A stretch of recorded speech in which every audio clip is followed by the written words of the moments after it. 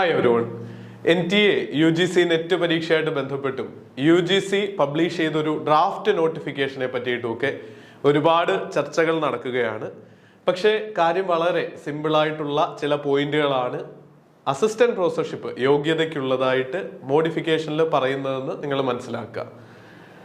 Already തന്നെ net qualification ഉള്ളവർക്ക് assistant പ്രൊഫസറായിട്ട് apply ചെയ്യാൻ സാധിക്കുമായിരുന്നു. യൂണിവേഴ്സിറ്റികളിലേക്ക് PhD കൂടെ യോഗ്യതയായിട്ട് വേണമെന്നും പറഞ്ഞിട്ടുണ്ടായിരുന്നു. ഇപ്പോൾ അതിൽ നെറ്റ് മാൻഡേറ്ററി അല്ല എന്ന് പറഞ്ഞിരിക്കുക മാത്രമാണ് ചെയ്തിരിക്കുന്നത്. ഇതിലൂടെ നെറ്റിൻ്റെയോ PhDയുടെയോ പ്രാധാന്യം കുറയുകയല്ല, അത് അതേപടി നിലനിൽക്കുകയും PhDക്ക് അപ്ലൈ ചെയ്യാനായിട്ട് പോലും എൻട്രൻസ് എന്നുള്ള നിലയിൽ നെറ്റിന്റെ പ്രാധാന്യം കൂടുകയാണ് ചെയ്തിരിക്കുന്നത്. വന്നിരിക്കുന്ന മാറ്റം 4-year ഡിഗ്രി പോലെയുള്ള കാര്യങ്ങൾ ഇൻട്രൊഡ്യൂസ് ചെയ്യപ്പെട്ടപ്പോൾ അതിനനുസരിച്ച് കാലാനുസൃതമായിട്ടുള്ളൊരു മാറ്റം വേണം. ആ ഒരു മോഡിഫിക്കേഷൻ എന്നുള്ള നിലയിൽ മാത്രം നിങ്ങൾ ഇത് കണ്ടാൽ മതി. അധ്യാപകരാവാനായിട്ട് തയ്യാറെടുക്കുന്ന വിദ്യാർത്ഥികൾ JRFും അതുപോലെ PhDയും നേടേണ്ടത് അത്യാവശ്യം തന്നെയാണ്. കാര്യം ഈ റേസിൽ മുന്നോട്ടെത്താൻ ഇന്ത്യയെ പോലെയുള്ള പോപ്പുലേഷൻ ഉള്ള ഒരു രാജ്യത്ത് നമ്മൾ നെറ്റ് മാത്രം അല്ലെ PhD മാത്രം എന്നുള്ളതല്ല ചിന്തിക്കേണ്ടത്. എന്തൊക്കെ യോഗ്യതകൾ നമുക്ക് നേടാനായിട്ട് നമ്മുടെ അക്കാഡമിക് ലൈഫിൽ അഫോർഡബിൾ ആയിട്ട് സാധിക്കുമോ നമ്മുടെ സാഹചര്യങ്ങൾ അനുസരിച്ച് അതിനായിട്ട് സ്ട്രൈവ് ചെയ്യാണ്. അതിനുള്ള ഏറ്റവും നല്ല വഴിയാണ് നെറ്റ് പരീക്ഷയും അതിൽ JRF ക്വാളിഫൈ ചെയ്യാൻ ശ്രമിക്കുക എന്നുള്ളതും. 10-25 ലക്ഷം രൂപയുടെ അടുത്താണ് നിങ്ങൾക്ക് 3 to 5 yearsൽ സ്കോളർഷിപ്പായിട്ട് JRFിലൂടെ ലഭിക്കുന്നത്. ഗവൺമെന്റിന്റെ ചെലവിൽ ഒരു ഫുൾ ടൈം ജോലിക്കാരന് കിട്ടുന്ന ശമ്പളം പോലെ, ഒരു ജോലിക്കാരിക്ക് എംപ്ലോയിക്ക് കിട്ടുന്ന സാലറി പോലെ പണം വാങ്ങിക്കൊണ്ട് PhD ചെയ്യാനുള്ള ഓപ്പർച്യൂണിറ്റിയാണ്. നമ്മൾ ഈ ന്യൂസുകൾ കാണുമ്പോൾ അതിൻ്റെ ഒരു നെഗറ്റീവ് ആസ്പെക്ട് ചൂഴ്ന്നു പോകുന്നതിന് പകരം അതിൽ എന്തുണ്ട് നമുക്ക് പോസിറ്റീവായിട്ട് അപ്രോച്ച് ചെയ്യാൻ, എന്തുണ്ട് പോസിറ്റീവായിട്ട് അതിൽ കാണാമെന്ന് ചിന്തിക്കുകയാണെങ്കിൽ കുറച്ചുകൂടെ ബെറ്ററായിട്ട് കാമായിട്ട് നമുക്ക് ജീവിക്കാനും ആകും, നമുക്ക് വിജയങ്ങൾ നമ്മൾ ആഗ്രഹിക്കുന്ന നേടിയെടുക്കാനാവും. ഇനിയും ഈ നോട്ടിഫിക്കേഷൻ ഫൈനലൈസ്ഡ് പോലുമല്ല എന്നുള്ള കാര്യവും മനസ്സിലാക്കുക. ഇതൊരു ഡ്രാഫ്റ്റ് ആണ്. അതിൽ കമന്റ് ചെയ്യാൻ February 5 വരെ സമയമുണ്ട്. നിങ്ങൾക്കും നിർദ്ദേശങ്ങൾ അതിൽ അയക്കാവുന്നതാണ്.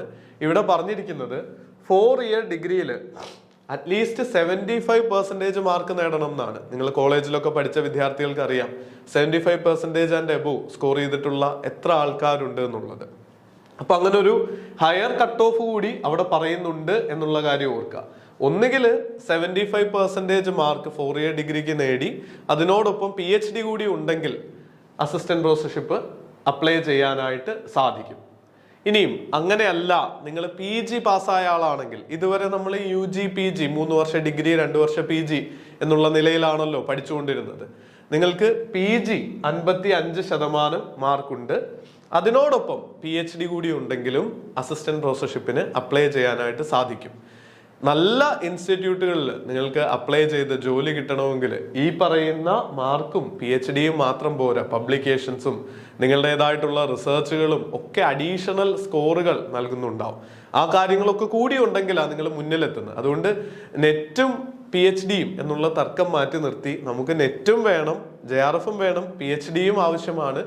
സാധിക്കുമെങ്കിൽ അതിൻ്റെ മുകളിൽ പ്രോപ്പർ ആയിട്ടുള്ള റിസർച്ച് പബ്ലിക്കേഷൻസ് കൂടി ചെയ്യേണ്ടതുണ്ട് എന്ന കാര്യമാണ് അസിസ്റ്റന്റ് പ്രൊഫസർഷിപ്പ് ആഗ്രഹിക്കുന്ന നിങ്ങൾ ചിന്തിക്കേണ്ടത്. നിങ്ങൾക്ക് ഓൾറെഡി നെറ്റ് ഉണ്ടെങ്കിൽ അതും ഓക്കെയാണ്. നിങ്ങൾക്ക് PGയും അതോടൊപ്പം നാഷണൽ എലിജിബിലിറ്റി ടെസ്റ്റ് നെറ്റ് ഉണ്ടെങ്കിൽ, അല്ലെങ്കിൽ അതിന് സിമിലർ ആയിട്ടുള്ള കർണാടകയിലൊക്കെ ഉള്ളതുപോലെ നമ്മുടെ ഹിസ്റ്ററിയുടെ അധ്യാപികയ്ക്ക് സ്ലെറ്റില് കർണാടക SLETയിൽ ഫസ്റ്റ് റാങ്ക് കിട്ടിയിരുന്നു ഐശ്വര്യക്ക്. അതുപോലെയുള്ള പരീക്ഷകളിലെ വിജയവും പരിഗണിക്കും. ഇവിടെ ഓറെന്നാണ് എഴുതിയിരിക്കുന്നത്. അതുകൊണ്ട് അനാവശ്യ പാനിക്കിലേക്ക് നിങ്ങൾ പോകേണ്ട ആവശ്യമില്ല. നിങ്ങൾ നെറ്റ് ക്വാളിഫൈഡ് ആണെങ്കിൽ വെൽ ആൻഡ് ഗുഡ്.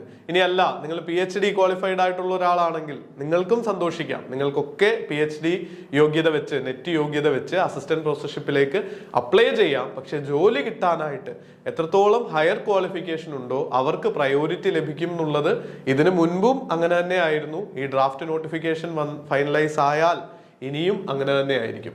അപ്പോൾ കാര്യങ്ങൾ ശരിയായിട്ട് മനസ്സിലാക്കാനായിട്ട് ശ്രമിക്കുക. വളരെ സ്ലൈറ്റ് ആയിട്ടുള്ള ഒരു ചേഞ്ചേ വന്നിട്ടുള്ളൂ.